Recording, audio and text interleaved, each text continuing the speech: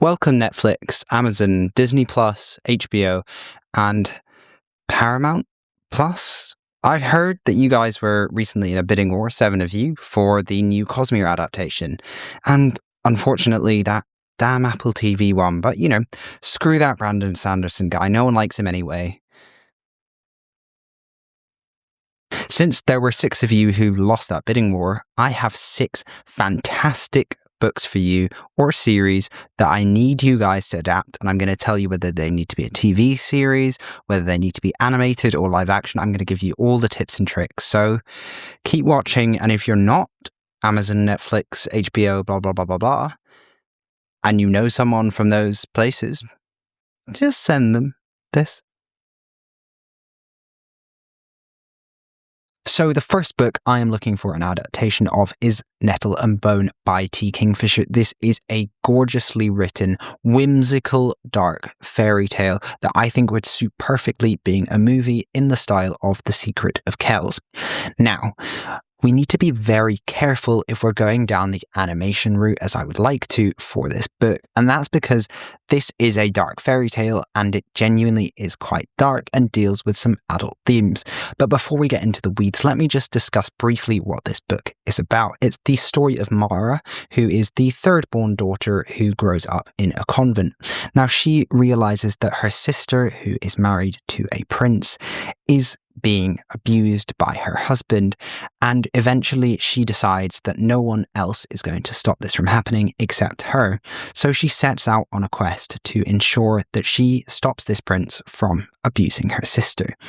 Already we've got a lot of heavy themes that a child just wouldn't be able to deal with, quite frankly, but the reason I think that this would work really well animated is because it has this fairy tale whimsy to it, these slightly absurdist aspects, and this brilliant cast of characters who would look really good animated. For example, we have a demon-possessed chicken, and I just think that animation would really work in enhancing the whimsy and the fairy tale aspects of this book that make it so unique, that couldn't really be replicated so easily in live action.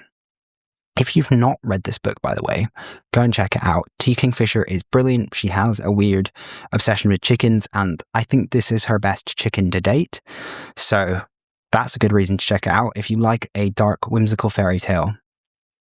Now, the reason I think that this would be better as a film than a TV show is the structure just kind of works with a film, and it's quite a short book that I think could be pretty easily adaptable into a movie. The adaptation that I am 5th most desperate for, I guess, would be Red Rising. Now, there are a few points to make clear before I even get into this one. Firstly, I don't support P.S. Brown because P.S. Brown has expressed his support for Israel and I don't support Israel. This is slightly ironic given the themes of his books, but anyway, that's a whole video that we're not going to discuss now because we're having fun talking about adaptations. So anyway, P.S. Brown has given up the rights for this for free, very kind of him, to a lovely company like Amazon, because no one in this video is problematic whatsoever. Also, very important to note, Pierce Brown must finish this series before we're getting adaptations, because we have learned our lesson. We're not going to go, oh, you've only got one book to write. We'll just start the series and you can finish the book before we catch up. We've learned that lesson. I'm not referencing anyone in particular. George. Before we get into how I want this adapted, let's briefly go into Red Rising and what it is for those of you living under a rock. It's easiest to describe this as the Hunger Games in space, which people are going to get mad at. I don't care. It is similar to the Hunger Games, but in space. It is about a society where each person is born as a different color, whether that be red right at the bottom, who are the mining class, or the golds right at the top, who are the ruling class. And it's about a red who is trying to infiltrate into the gold society. And I won't get into it too much here, but it's a very good book. And I recommend you go and buy it at a charity shop and then read it. So how are we adapting Red Rising? This I pondered over for a while, and you're going to have to bear with me because I have come up with a solution that is a truly terrible idea, but is the best way to adapt this. So, firstly, we have the original trilogy of 3 books. This is Red Rising, Golden Sun, and Morning Star. These are shorter single POV books, and I think they'd work really well as movies. Now, we're going live action for this because I generally think that sci-fi is in a place where live action can work really well, and I think live action would work really well for this series. So let's make it live action. We'll put a massive budget on it and it will look stunning. Now, we're going for movies for these because they are single POV, they're short, they're snappy, and I think they would work best as movies. But when we move into the second trilogy, which is now 4 books and may end up being 5 books, we actually can't continue with movies because there is too much going on, frankly. There are too many POVs, they're too long, we need to switch format to TV shows. So we are switching from the more lucrative to the less lucrative from a monetary perspective. But from an artistic perspective, I think this makes the most sense without splitting the books up into like 3 movies, which would be weird and the pacing would be a mess. We just need to go from movie to TV show. Trust me on this. They're doing it with the Cosmere. They have Mistborn movies and then the Stormlight Archive TV show. So I don't see any reason why with Red Rising they couldn't do a similar thing, even though you'd end up with a TV show that you can't really watch without having watched 3 movies. But anyway, set aside practicalities because this isn't about practicalities. This is the best way for this to exist. And feel free to comment down below if you have a better idea, but I guarantee you don't. I guarantee you're going, that's how they should do it. He's a genius.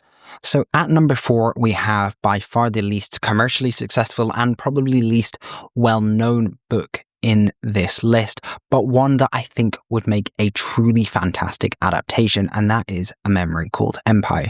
This is a brilliant duology inspired by the Byzantine Empire, set in space, obviously, sci-fi, and it follows Ambassador Mehit Dizmar as she leaves her mining colony and goes to the heart of the Texkalani Empire as an ambassador. Now, this has this fascinating world-building concept that I think would be tricky to adapt, but if done right, would be spectacular, and that is the fact that she basically retains the memories of the person that was previously in her job. Now, she has a little bit of an old copy because the current ambassador, or the previous ambassador, was murdered, and this is about her trying to uncover the plot behind her predecessor's murder. This would make such a good live action movie. Again, visually. I've been told to make less mouth noises, so that's my one mouth noise for this video. Incredible visuals. The plot would work really well. As I've mentioned, you'd have a little bit of trouble trying to incorporate the memory of her predecessor into the movie, but I think with some clever voiceovers, it could be done beautifully. And if done right, I think this would be generational. This would be the next June, genuinely the next June. So at number 3, we have the Greenbone Saga, and I think an adaptation of this would be super, super good. That's all I'm saying. This is a gritty fantasy trilogy about the island of Kekon, where the resource jade is highly coveted because it allows people to essentially do magic, kung fu magic. And this jade resource is battled over by 2 rival clans. This would make an incredible, probably live action, but I'd be happy with animated TV show. I think because it's a series that's got quite long books, I just think it would work better as a TV show. And I genuinely would be so hyped if they were to adapt this. I think it would work incredibly well. I'm not really someone who watches kind of gangy stuff. I think The Sopranos is about gangs. Either that or opera singers. So, and people like that. So this is that, but with magic jade in it, which is just way cooler.